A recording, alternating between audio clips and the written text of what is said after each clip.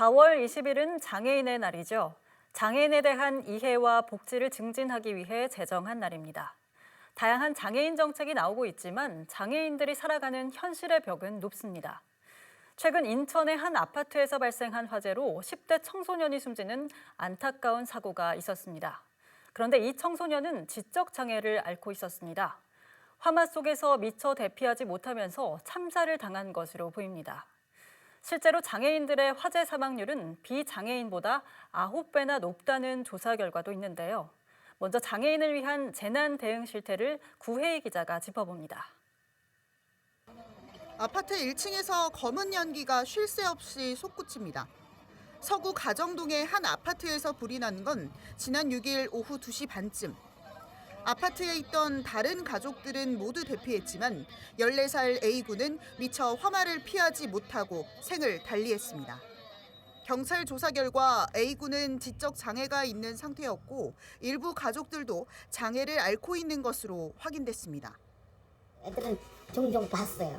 애들 학교 등교시키는 것도 도우미들이 애들 등교시키는 거 다 봤어요. 바로 이웃이니까. 또 애를 데리고 다니는 케어하는 분이 있더라고요.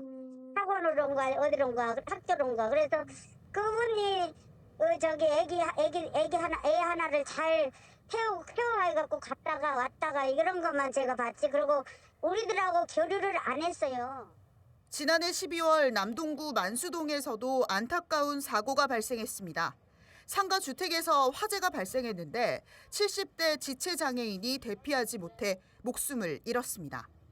이처럼 장애인은 비장애인보다 화재나 재난 상황에서 대응 능력이 떨어집니다. 소방청이 조사한 비장애인 대비 장애인 화재 사상자 발생 비율입니다. 2021년과 2022년 모두 장애인들이 다칠 확률이 2배 이상 높습니다.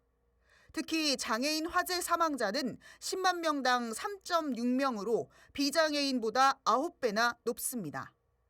소방당국은 요청이 있을 경우 장애인 단체를 방문해 화재나 재난 발생 시 대피 요령을 교육합니다. 사고를 줄이기 위해선 교육의 실효성을 높여야 한다는 지적이 나옵니다.